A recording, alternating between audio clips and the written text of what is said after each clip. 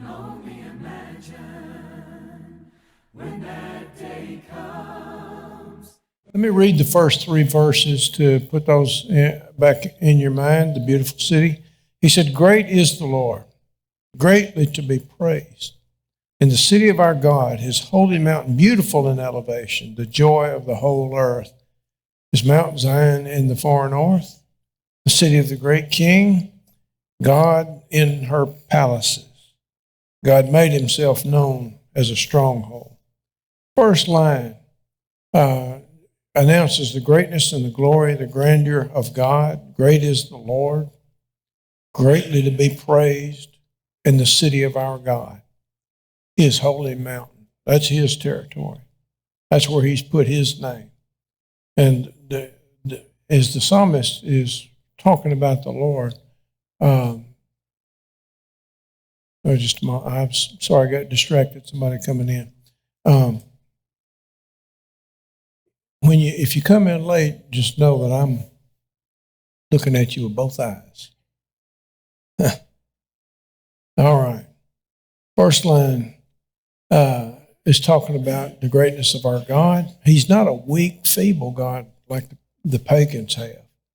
You know, they pray to oak trees. They did in the land of my ancestors because they believed there was a God that dwelled in those trees and other inanimate objects. And I have actually told you this a lot of times when I got to go to Singapore, went to the great Buddhist temple there. And the Buddhist people are very gracious, very kind to let you share and see their facility.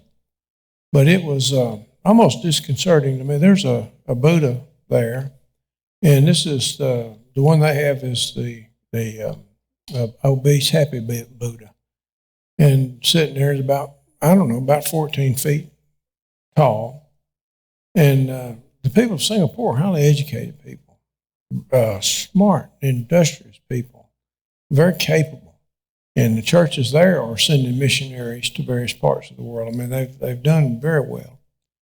And yet, to see citizens of that city-state bow down with some incense to a rock, just to me it was disconcerting. I thought, not to be ugly, but I mean, it's a rock.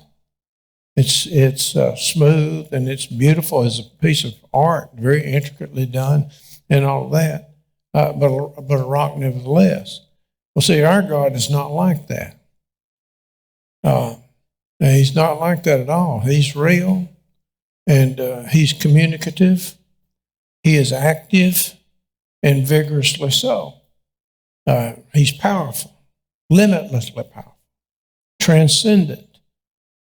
Whatever he says is law. And having proven himself, his power and his love are seen, and the significance that he's given this city where his name resides. And having proven himself in that way, he's to be highly exalted. He's to be greatly praised by his people. And they are to worship him in Jerusalem, in the city that contains the temple, where God has ordained that he would be worshipped. Why Jerusalem? Because God said so. What gives it significance? The presence of Yahweh. It is to be regarded as holy because it represents his abiding place. And all the emphasis being upon the Lord. In verse 2, he gets into some of this poetic exaggeration. I don't know how to explain that. And he uses that, and he uses facts, historical facts, to describe the beauty of the city. I cannot imagine, but that hill still there, and what Solomon's temple would have looked like to a traveler that's coming upon that beautiful, beautiful structure built according to David assembled the material, Solomon built it, and according to the instructions of the Lord, as buildings go, it had no match anywhere ever. And it is said to be beautiful in elevation. The hill of Zion had and has a physical elevation, but more than this, it is the place chosen by the Lord himself. And thus it has a lofty position among the nations. In the eyes of a devout Israelite who understand its significance, spiritually speaking, it was the joy of the whole earth. That's their view. And appeal and gladness were not inherent in Mount Zion. God brought grace. He brought heavenly significance to it by choosing it, by abiding there, and by his just continued presence in it. It was to be regarded as Mount Zion in the far north. Now, if you look at the map of Israel, and it's not in the far north, physically speaking. So the word used can be translated either by a proper name, Zaphon, or with the word north. The context has to determine the way it is to be translated, and the temple location may be what caused the New American Standard translators to translate the word north, because Zaphon was to the Canaanites what Mount Olympus was to the Greeks, and the place they believed that the chief god of their pantheon dwelt. So some have translated it, Zaphon, using it figuratively for the true dwelling place of the true God. Zion was not, as I've said, literally in the far north. But what he's doing here is the phrase far north is referring to the place where the pagan people thought the gods normally assembled. And so in this psalm, far north is applied to Jerusalem. He knows, I'm going to tell you about the far north. It's not in Zaphon. It's not in Mount Olympus. It's not in any of these other supposed sacred places. You can regard far north as Jerusalem because that's where God abides. And so he's saying that God's city is the real far north. That's the actual place, and it is the only place where God maintained his presence between the cherubim in the most holy place. Zion rose prominently over the city of Jerusalem and represented in truth everything and more that the high hills of pagan idolatry signified by their false religions. They chose high places because they believed that was closer to the heavens and what have you.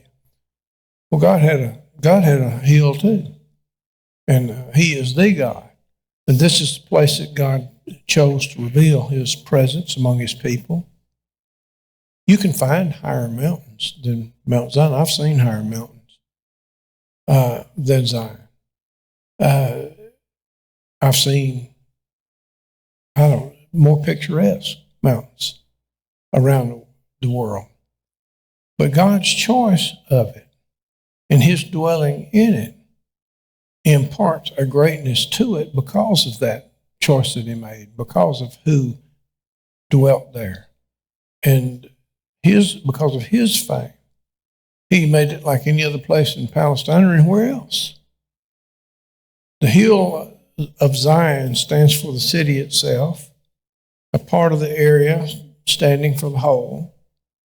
It was the city of the great king. Who's a greater king than the Lord? He is, one of his names is El Shaddai. It translates literally God Almighty. God with limitless power and volition. Jesus apparently appropriated that phrase, used that phrase in Matthew chapter 5 in verse 35, where he's doing some teaching. And he talks about it being the city of the great God.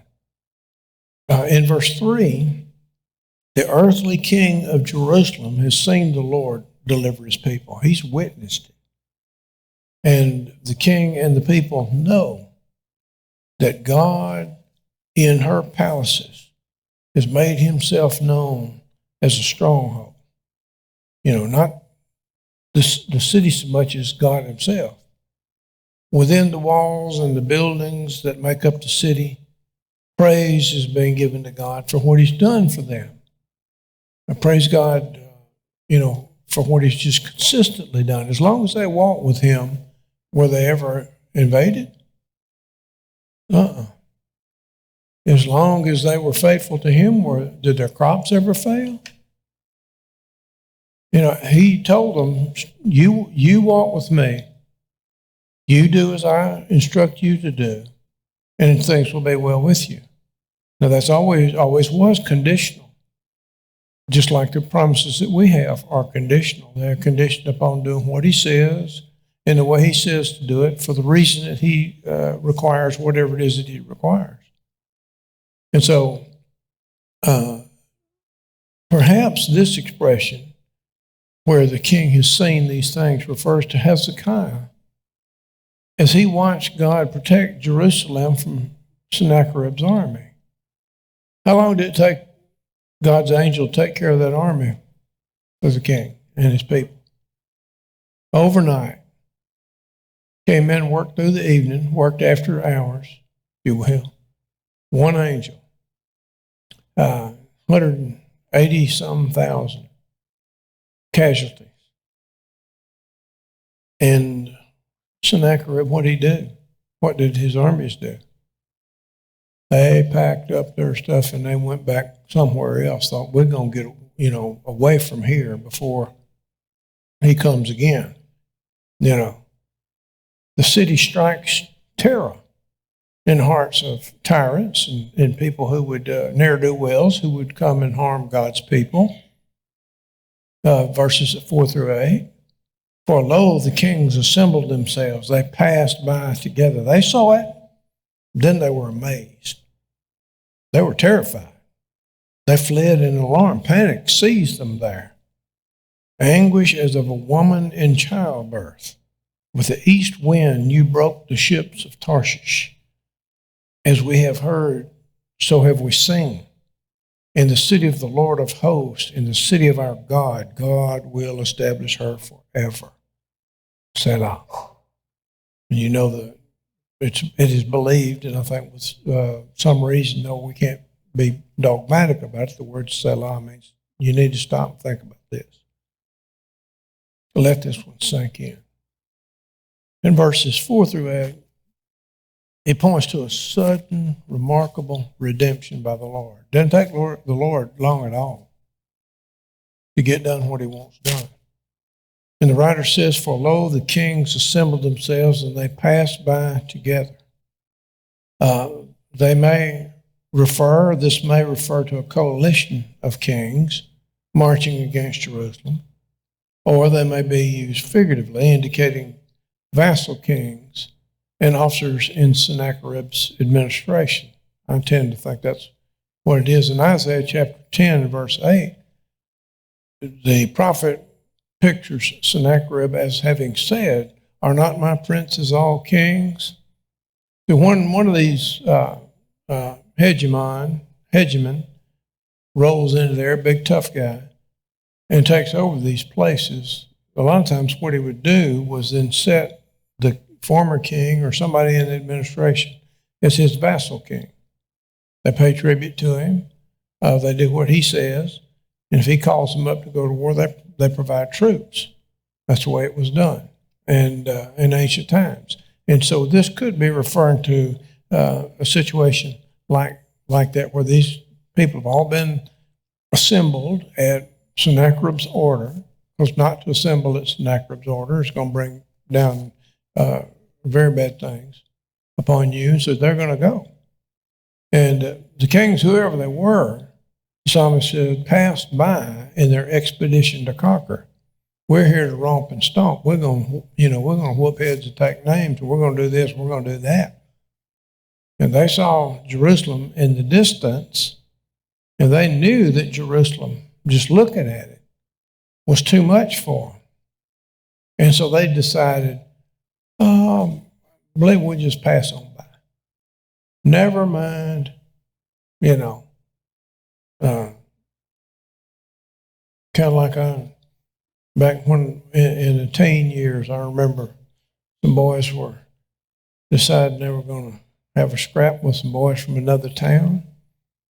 And the boys from Bay St. Louis showed up, and this one guy got out of the car, and he just kept getting out. And they didn't say anything to anybody. They went in this little fast food place.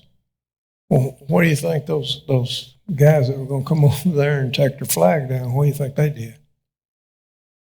They did like those boys with Sennacherib. They got in there. They had cars, not chariots and what have you. They got in the car and went to the house, which I suspect was a wise thing to have done.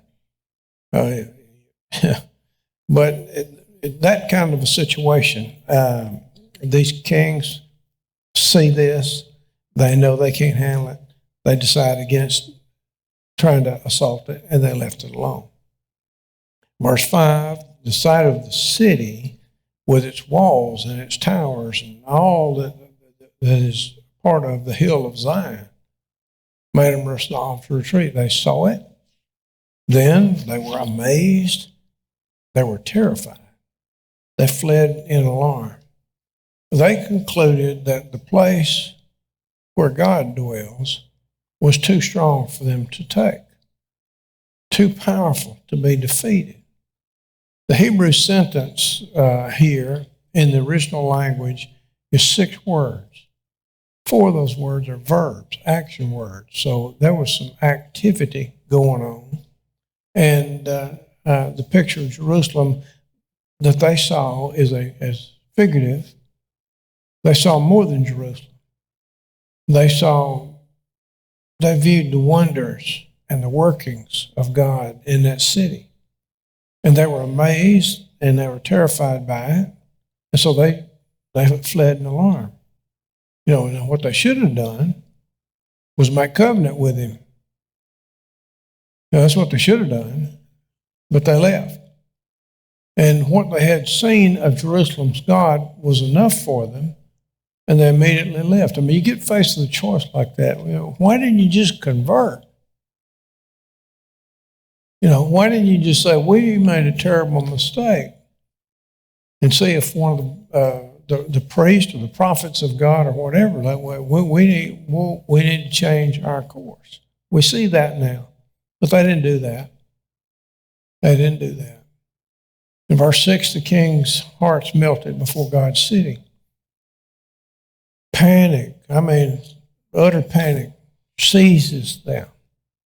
And so he uses 2 striking figures to describe their reaction to what they'd seen. There was the anguish of a woman in labor, and you can, those of you that know, I was privileged to be present when both my children were born. But when those contractions come, a lot of times we go through a period where there ain't nothing much going on, and then boom, something is going on. And it can be, and is usually, typically, very, very intense. And so he talks about the anguish of a woman in travail. And then he talks about a storm shattering the strongest ships, verses 6 and 7. The figure of this lady giving birth conveys that they're suddenly overwhelmed with pain. And as they viewed God's power, they're instantly stricken with fear and terror. Now, these are pretty salty guys. As I said, they're tough guys. We've got tough guys around today. But when they ran up on real power, they learned they weren't really all that to begin after all. And they could see that the possibility of capturing that citadel occupied by those Jews and their God is gone. There's not an opportunity to do that. And it's as if they were seized by panic. In verse 7, the second figure suggests the ease with which God expelled the enemies from his city. It was no problem for him. It wouldn't have mattered if Sennacherib or whoever, may have been another invasion, but it wouldn't have mattered if he had 1,000,000 with him. It didn't make any difference. What is that to the Lord? Now, you're going to pick a fight with God. You need to always, in a military operation, you want to know who your enemy is. You want to know what his strengths are. If he's got any weaknesses, what they are. How committed are his troops, all that kind of information. All of that's helpful to you. And if you got a smart man leading an operation, they're going to decide beforehand whether or not they think it's a good idea to try to execute this operation. So here we see there's no possibility there. And I can understand being seized with terror in the face of what they saw. And the second figure has to do with the east wind, you break the ships of Tarshish, verse 7. In ancient times, in this period of time, the ships of Tarshish were the strongest ships in the world. They were the most admired. They were the most cherished of all the seafaring nations. Everybody would have said to you, they built the best ship. They're strong, they're reliable, and sturdy and capable, I should say. But they were easily destroyed by a strong wind. There is a hurricane out in the Gulf. I don't know what it's doing right now, but it went up to a level 5. And I don't know what size the waves were, but as a level 5 hurricane, it was generating, it wouldn't have been out of the region at all of waves that are near about tall as a mountain. And so I don't care what kind of vessel. You know what they do today with the big modern vessels that we have? Facing something like that? Got any idea? Do they just go through it? No, they've got radar, long-range radar, and what they do is go around it. If they can't go around it, they go back the way they came. You don't run off into something like that, but once. And so, I mean, that's today. A big monster storm like that disrupts ship traffic over a good portion of the world. And that's an act of God, and it'll dissipate whenever he wants it to. And so they are easily destroyed by a strong wind sent by the Lord. That's all he had to do is breathe on it. And in a tempest on the open sea, you can lose your ship, lose your cargo, and lose your people. Wasn't Brother Paul in a shipwreck a time or two? And they went out on the Mediterranean in the stormy season. I wouldn't want to do that today. And paid for it. Had Paul not been there, they probably lost the ship and all souls aboard. But God preserved them. The vessel itself, can be lost in an environment like that. So the mighty ship is before God is less than a matchbox, tossed about by the waves.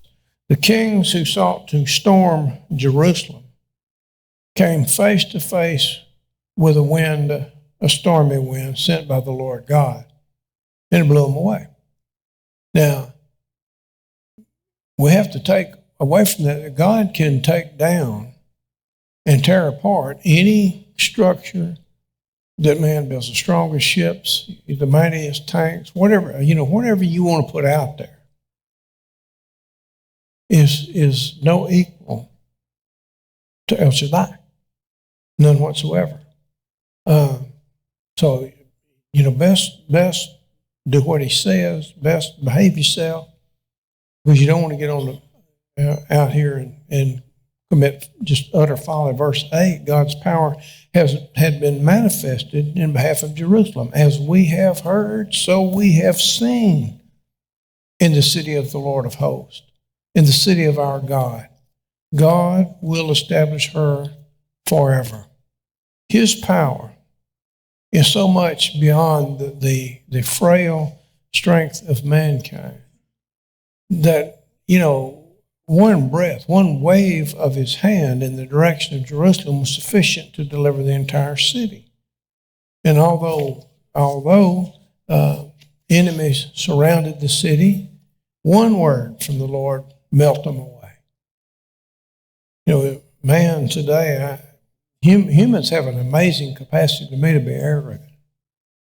What have we done in the 2,000 years since Jesus walked on the earth? And what have we been able to do? Well, we're not yet able to travel in our own solar system in a safe and reliable fashion. We have gone to the moon. Everybody's going to the moon now. It's all right with me.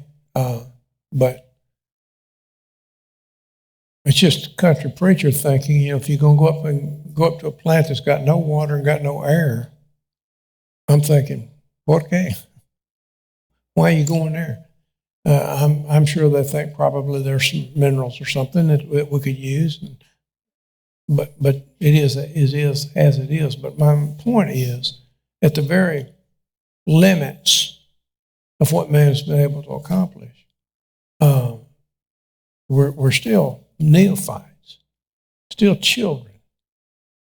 We haven't cured cancer. We haven't cured diabetes. We haven't cured heart disease. And the big three.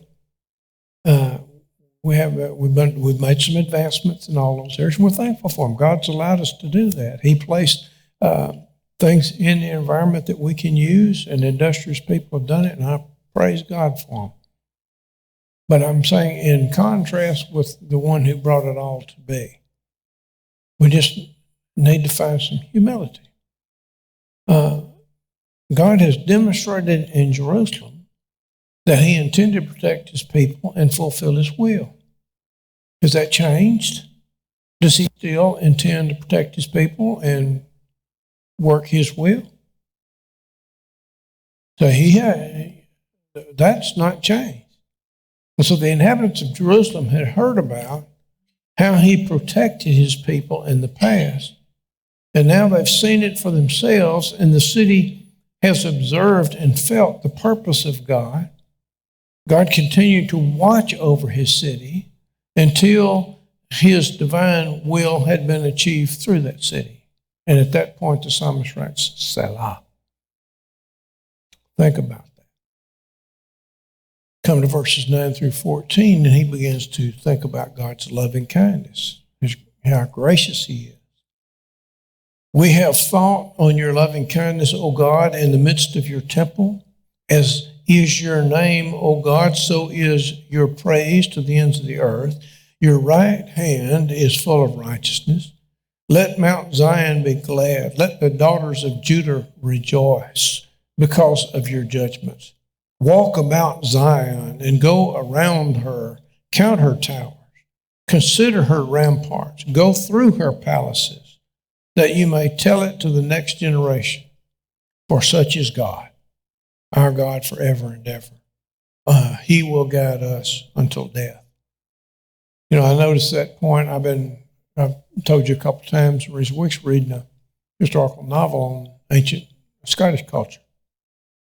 And one of the things that they stressed and do stress is to tell the stories from generation to generation to generation. Tell the stories of who our people are, where we've been, what we've seen, what we've overcome. Those things are important. And it is a truism that if you do not heed the lessons of history, what? You're going to repeat them. And we get into the text and read what was going on, how the people were, and what their morality was like. And then you look at the things that we're facing today, was just a simple outgrowth of people turning their back on God. When you desert the Lord, this discomfort, mental health issues, on and on down the line, that's what happens. And what we're dealing with today is not anything new and unique. In It's been going on, as my father used to say, since Buck is a calf. Long time.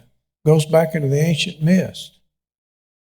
The godly people of the city meditated on what they'd seen and heard of the Lord and his mighty works.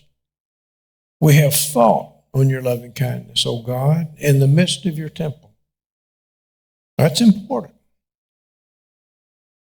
I can remember, I don't embarrass him, but one time Brother Don was talking about his nightly prayer. He said, a lot of times, in my life, I got so much to thank God for that's a lot of what I end up doing. Well, that's good. No problem with that.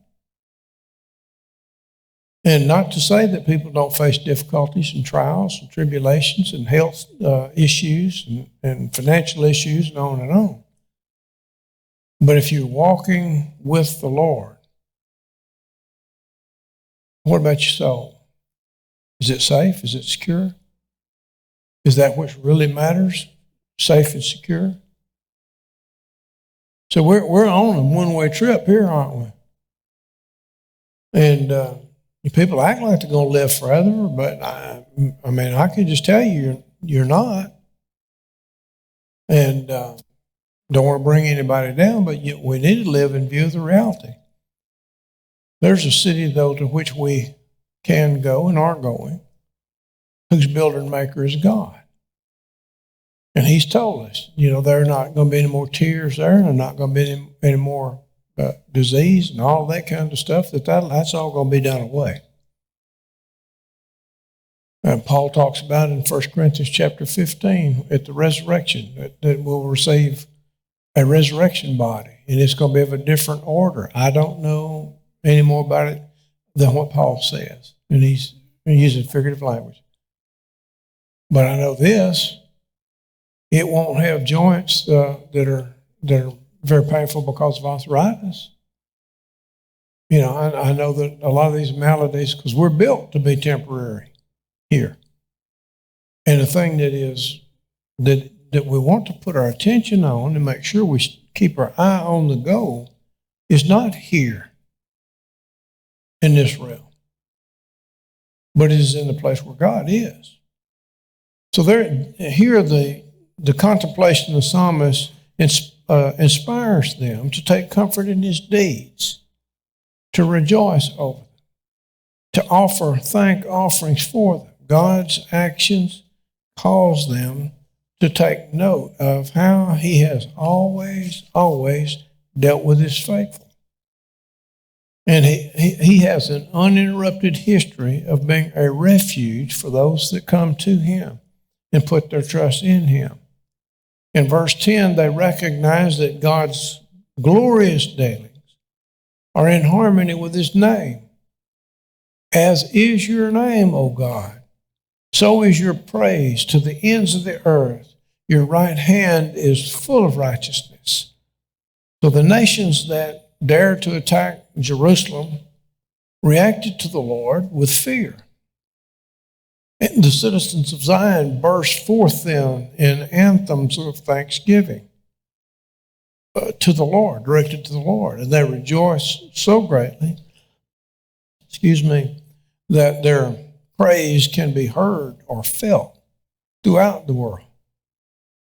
And as they thank him, they declare that he is a God of holiness.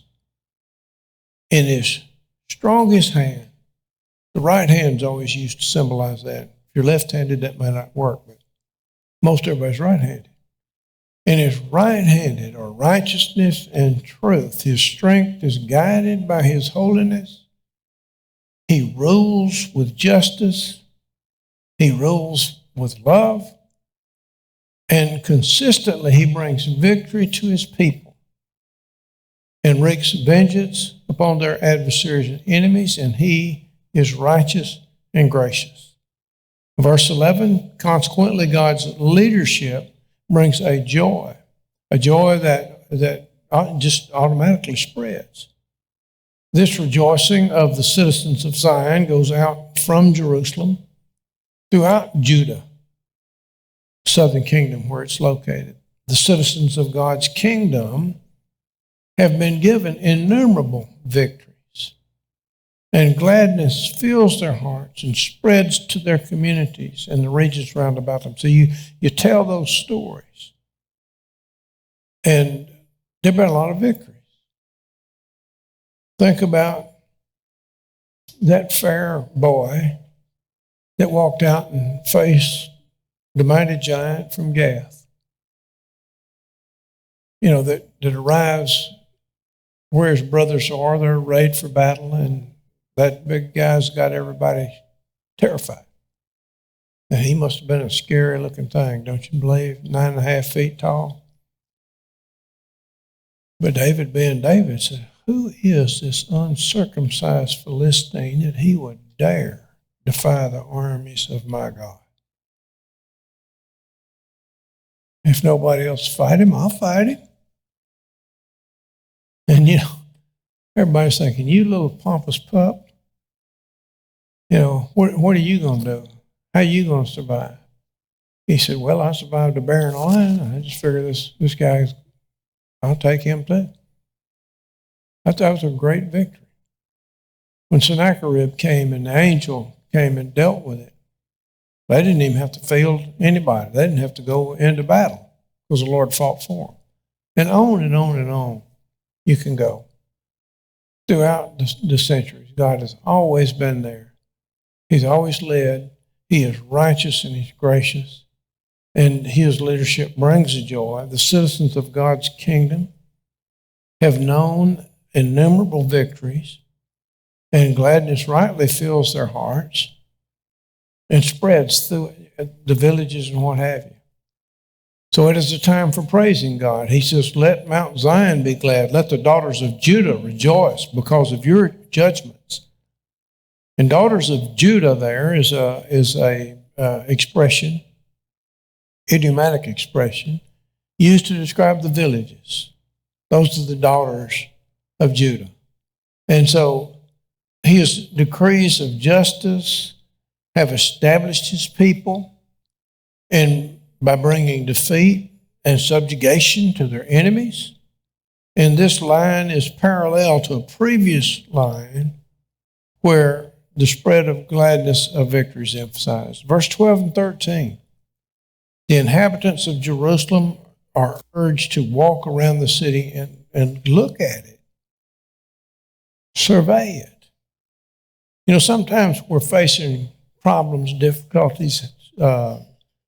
It's easy to get so focused on the problem or the difficulty that you don't take stock. You don't look around. You don't think about now all the blessings that we have. I'm going to use Bobby Stewart as an example. I've used her a lot of times before. We'll keep using her. That's the most positive person in Outlook I believe I've ever been around. And, she can be struggling with health crises, and you talk to her, isn't God good? Isn't, and he is. Answer to that is yes.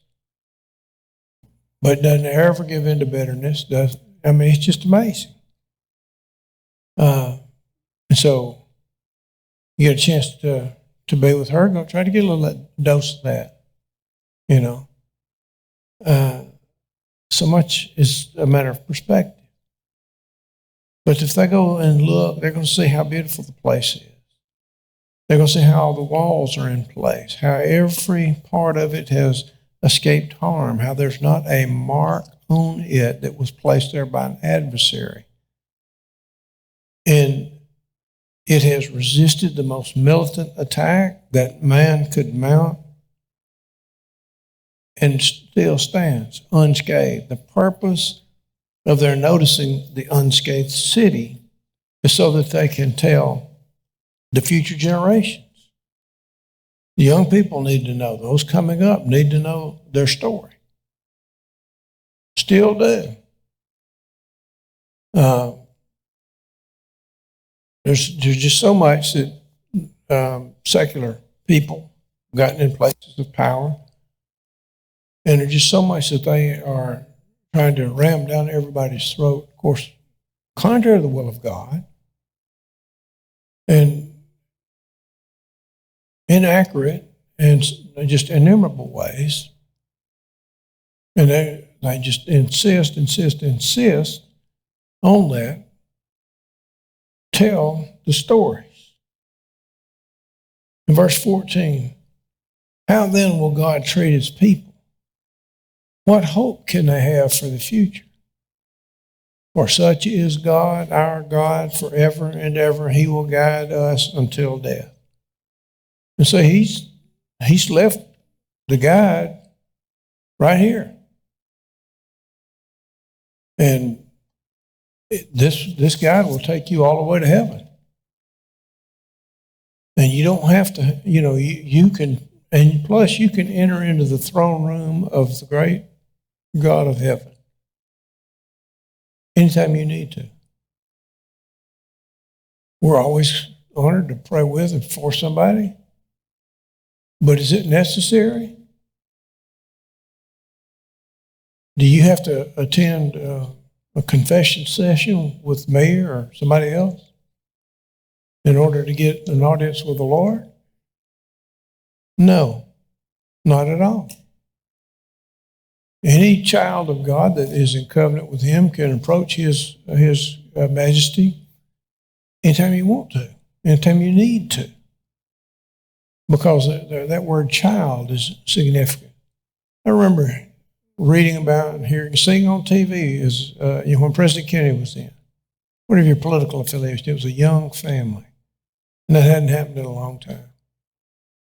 And what his son named John Jr., and that child, and then his little girl, everybody in the cabinet, all of them knew that if the child wants to come see their daddy, you let them in. Secret Service let them in.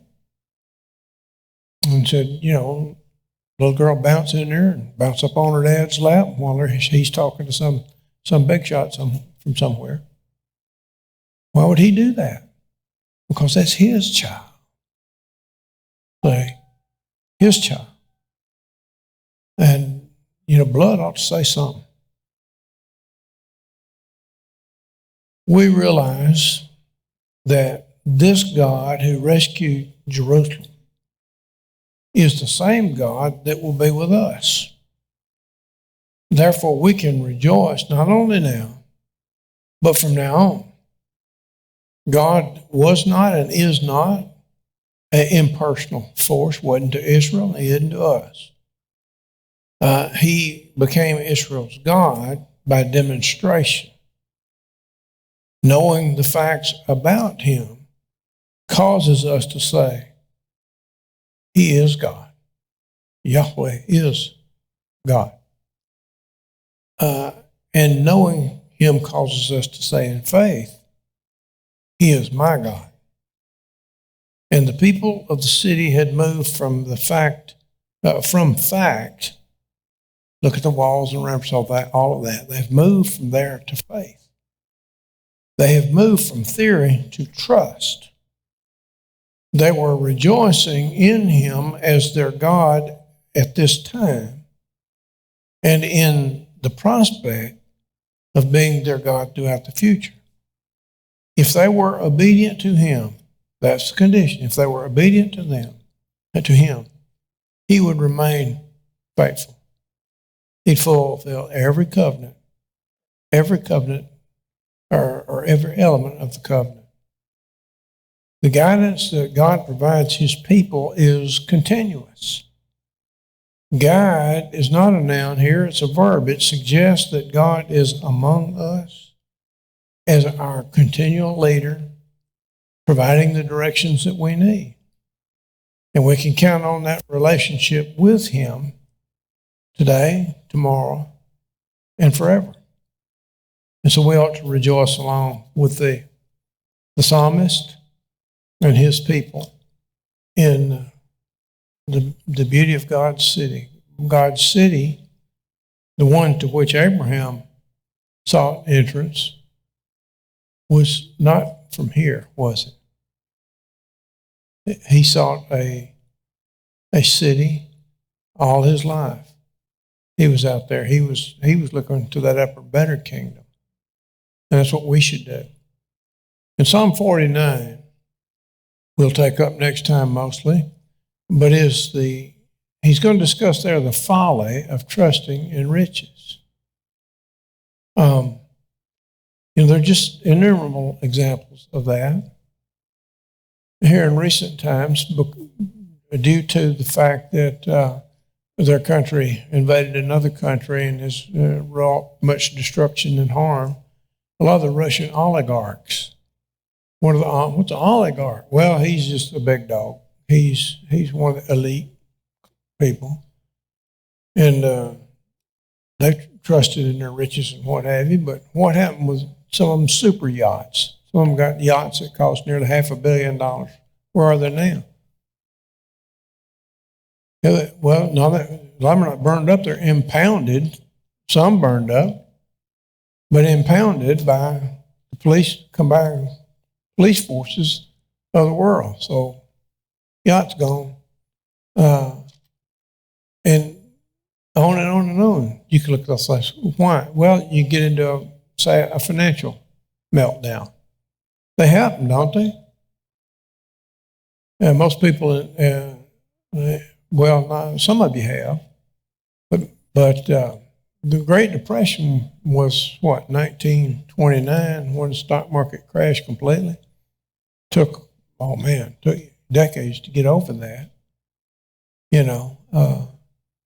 I think about that World War II generation. They grew up in the Depression and then had to go fight World War II and win that, and then came back and built the economy that all of us have benefited from. And I'm happy that they provided those things, but don't trust the stuff. Don't trust the stuff. Trust God. And if you do that, you'll be fine. He has the superscription here for the choir director, a psalm of the sons of Korah. I like to mention those superscriptions are very ancient. We don't know for sure when they went in, but there's no reason really to doubt what they contain. If you come back next week, we'll finish the introduction to Psalm 49 and get on into the text itself. God bless you. Thank you for being here.